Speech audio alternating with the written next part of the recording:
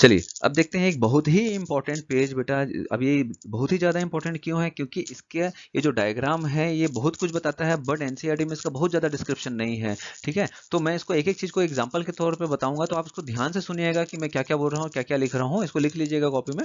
ठीक है, देन देखते हैं नेचुरल सिलेक्शन। नेचुरल सिलेक्शन जो रहता है उसको तीन तरीके से समझाया जाता है। एक स्टेबलाइजेशन तरीके से होता है, दूसरा डायरेक्शनल चेंज, और नेचुरल सिलेक्शन कितने टाइप का होता है, तीसरा डिसरप्शन। ठीक है, तो अब एक ये डायग्राम है, पहला जो रहेगा स्टेबलाइजेशन का जो डायग्राम है ये स्टेबलाइजेशन का है, ये जो दूसरा है ये क्या चीज का है, ये डायरेक्शनल चेंज का है ना, और तीसरा जो रहता है वो आपका डिसरप्टिव नेचुरल सिलेक्शन का है। अब देखेंगे एक एक को। अब देखो, सबसे पहली बात नेचुरल सिलेक्शन आपको समझ आ गया होगा। अब देखते हैं स्टेबलाइजेशन। तो यहाँ पर डायग्राम को पहले अपन पढ़ते हैं। तो phenotype favoured by natural selection, इसका मतलब क्या है कि ऐसा ऑर्गेनिज्म जो कि हैबिटेट के हिसाब से या एनवायरनमेंट के हिसाब से अपने आप को अडेप्ट कर चुका है, तो ठीक है, उसका जो फिनोटाइपिक कैरेक्टर है वो उस एनवायरनमेंट के हिसाब से अडेप्ट कर चुका है। तो फिर देखेंगे कि peak gets higher and narrower, इसका मतलब है कि ये जो मीडियम रेंज की जो ऑर्गेनिज्म है, ये जो मीडियम कैरेक्टर के जो ऑर्गेनिज्म है, मीडियम कैरेक्टर ऑर्गेनिज्म, ये मीडियम कैरेक्टर के जो ऑर्गेनिज्म है they are best suited for this environment. इसका मतलब क्या है कि इस एनवायरनमेंट के लिए मीडियम फिनोटिपिक कैरेक्टर का जो ऑर्गेनिज्म है वो ही उस एनवायरनमेंट में अपने आप को एडेप्ट कर पा रहा है और वो जिंदा रह पाएगा। और उस मीडियम कैरेक्टर के नीचे का मतलब लो कैरेक्टर भी नहीं चलेगा, और उस मीडियम कैरेक्टर के ऊपर का कैरेक्टर मतलब हाई लेवल कैरेक्टर भी उस एनवायरनमेंट में नहीं चलेगा और उसकी डेथ हो जाएगी।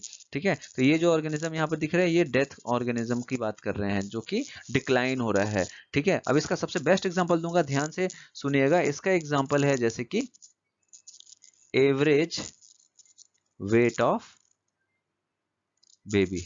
ठीक है, एवरेज वेट ऑफ बेबी, जैसे फॉर एग्जांपल कि मैं बोल रहा हूँ 3 to 4 kg अगर एवरेज वेट है तो वो सबसे बेस्ट सुटेबल होगा।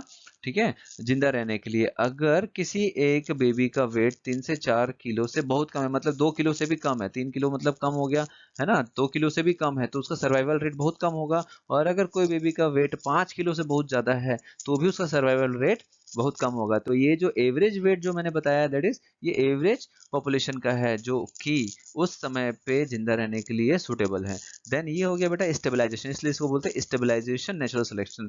मतलब कोई एक मीडियम रेंज का जो पॉपुलेशन है या इंडिविजुअल है वो स्टेबल रहेगा। देन दूसरा देखेंगे डायरेक्शनल चेंज। अब डायरेक्शनल चेंज जो रहेगा उसमें ये क्या बताता है कि कोई, अब जैसे कि फॉर एग्जांपल कि ऐसा एनवायरनमेंट जहां पर जो कि कंटिन्यूस चेंज हो रहा है, ठीक है, जो कंटिन्यूस चेंज हो रहा है, तो उस कंटिन्यूस चेंजिंग एनवायरनमेंट में वो ऑर्गेनिज्म जो अपने आप को चेंज कर पा रहे हैं, ठीक है, अपने फिनोटाइपिक कैरेक्टर को जो कि अडेप्ट कर पा रहे हैं चेंजिंग एनवायरनमेंट के हिसाब से, वही बस उसी डायरेक्शन में अगर वो बढ़ेंगे जिस डायरेक्शन में एनवायरनमेंट बढ़ रहा है, हैबिटेट बढ़ रहा है उसका, तो ही वो अपने आप को जिंदा रख पाएगा, बाकी सब खत्म हो जाएंगे, एक्सटिंक्ट हो जाएंगे। तो इसीलिए इसको बोलते हैं डायरेक्शनल चेंज। ठीक है, देन नेक्स्ट देखेंगे डिसरप्टिव। ये बहुत इंपॉर्टेंट है, इसको ध्यान से समझेंगे। इसका मैं एग्जांपल दूंगा आपको, जैसे कि नेचुरल सिलेक्शन का एक एग्जांपल था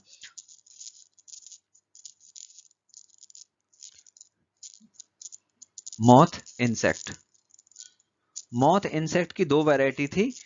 एक वैरायटी थी जो कि व्हाइट विंग का था और दूसरा जो रहता है मिलेनिक विंग का था, है ना, अगर आप लोगों को याद होगा, एक व्हाइट विंग और एक मिलेनिक विंग।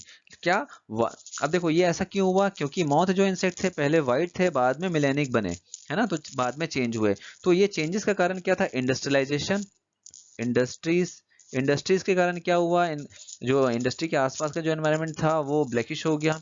ठीक है, ब्लैकिश होने के कारण, धुएं के कारण जो रहता है, काला धुआं के कारण ब्लैकिश हो गया।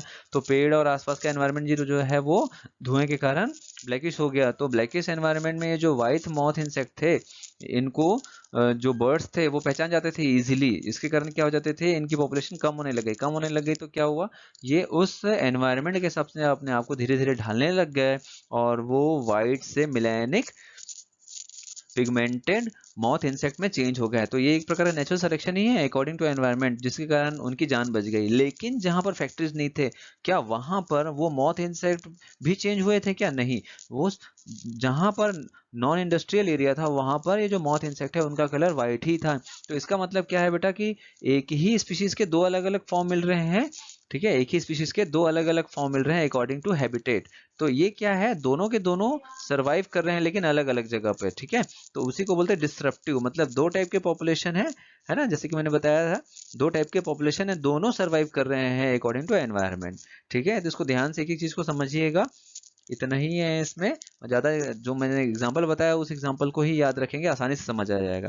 ठीक है, थैंक यू वेरी मच।